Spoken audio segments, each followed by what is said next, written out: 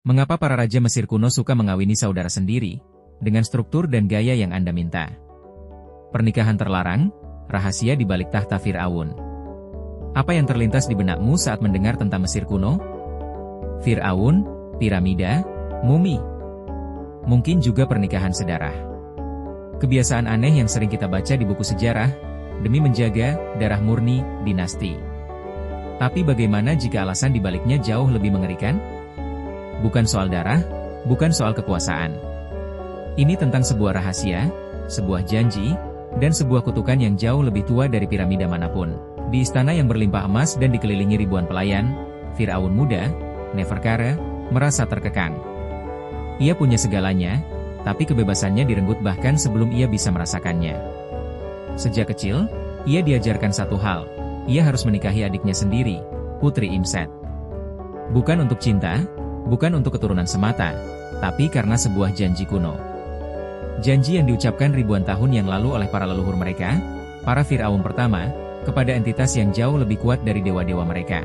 Ayahnya, Fir'aun sebelumnya, berbisik sebelum meninggal, hanya dengan penyatuan darah kita, gerbang itu akan tetap tertutup. Jangan biarkan mereka kembali. Neferkara tidak mengerti. Siapa mereka? Gerbang apa? Neferkara mencoba memberontak. Ia mencintai seorang dayang, seorang wanita biasa bernama Maya. Cintanya pada Maya adalah satu-satunya secercah cahaya di penjara emasnya. Ia ingin menikahi Maya, melawan tradisi. Tapi setiap kali ia mencoba, para imam istana, para penjaga rahasia kuno, akan muncul. Mereka tidak mengancam, mereka hanya mengingatkan. Yang mulia, darah Anda adalah kunci, darah Anda adalah segel. Jika segel itu rusak, Mesir akan tenggelam dalam kegelapan. Nada suara mereka bukan ancaman, melainkan peringatan yang menyakitkan. Neferkara melihat ketakutan yang nyata di mata mereka, ketakutan yang lebih besar dari kekuasaan Fir'aun, ketegangan mencapai puncaknya. Neferkara secara rahasia merencanakan pelarian dengan Maya. Mereka akan meninggalkan tahta, meninggalkan Mesir, dan hidup sebagai orang biasa. Tapi malam sebelum mereka pergi, ia didatangi oleh Imset, adiknya. Imset cantik, dingin, dan cerdas. Ia tahu tentang Maya. Ia tidak cemburu, justru, ada kesedihan mendalam di matanya. "Saudaraku, dengarkan aku," katanya dengan suara bergetar. "Kau pikir ini soal menjaga garis keturunan? Kita ini bukan penguasa, kita ini penjaga penjara." Imset kemudian menceritakan sebuah kisah yang tak pernah dicatat di hieroglif manapun. Ribuan tahun lalu, sebelum peradaban Mesir bangkit, ada entitas kuno yang bersembunyi di bawah pasir, entitas yang tak bisa diungkapkan namanya. Mereka memiliki kekuatan kosmik yang mengerikan, mampu mengubah realitas. Para Fir'aun pertama berhasil mengunci mereka di dimensi lain dengan ritual yang sangat rumit, sebuah ritual yang membutuhkan darah murni dari keturunan mereka. Darah yang diencerkan akan melemahkan segelnya. Darah yang terputus akan menghancurkannya. Neferkara terdiam. Jadi, mereka bukan Fir'aun. Mereka adalah sipir. Istana adalah penjara, dan mereka adalah penjaga gerbang yang tak terlihat. Ia dan Imset, sebagai keturunan langsung, adalah kunci dan gembok itu. Setiap pernikahan sedarah, setiap anak yang lahir dari penyatuan mereka, adalah cara untuk memperkuat segel, memastikan mereka tetap terkunci di bawah tanah Mesir.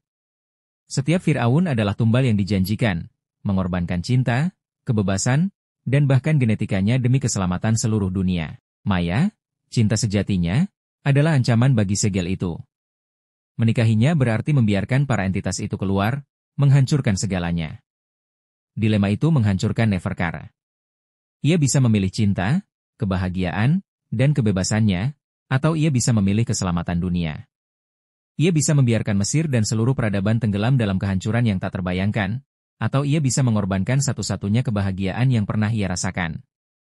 Pilihan itu merobek jiwanya. Ia melihat mata Imset yang sedih, mata yang menyimpan rahasia dan beban yang sama. Imset bukan adiknya yang cemburu, ia adalah rekan seperjuangan yang berbagi beban yang sama.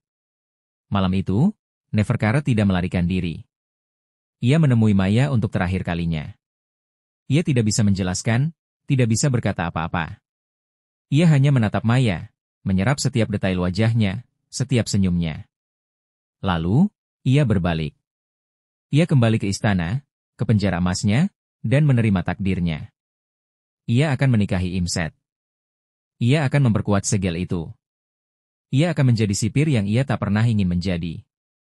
Ia akan mengorbankan dirinya demi Mesir. Inilah twistnya yang tak pernah diceritakan dalam dongeng.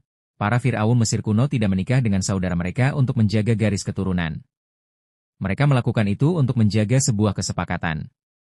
Kesepakatan yang mereka buat dengan mereka yang terperangkap di bawah tanah Mesir, para entitas kuno yang bisa menghancurkan dunia. Kesepakatan itu adalah, kami akan memberi kalian darah kami, generasi demi generasi, dalam garis keturunan yang tak terputus. Sebagai gantinya, kalian akan tetap terkurung. Pernikahan sedarah itu adalah ritual, bukan tradisi. Tujuannya bukan untuk membuat darah tetap murni, melainkan untuk menjaga sinyal yang unik dan tak terputus. Sebuah frekuensi energi yang hanya bisa dihasilkan oleh DNA yang sangat terkonsentrasi. Frekuensi itulah yang berfungsi sebagai kunci dan gembok. Jadi, para Firaun bukan hanya raja. Mereka adalah juru kunci kosmik. Mereka mengorbankan diri mereka sendiri, dan kebahagiaan mereka, demi menjaga umat manusia dari kengerian yang tak terbayangkan. Dan setelah ribuan tahun, mereka itu mulai merasa tidak sabar. Kekuatan segel mulai melemah, dan bisikan-bisikan dari bawah tanah semakin kuat. Neferkara mendengar bisikan itu. Bisikan yang menyuruhnya untuk menikahi Maya, untuk memutuskan rantai, untuk melepaskan mereka. Godaan itu lebih kuat dari ancaman. Godaan untuk bebas. Tapi Neferkara menolak. Ia menikahi Imset, menerima kutukan itu.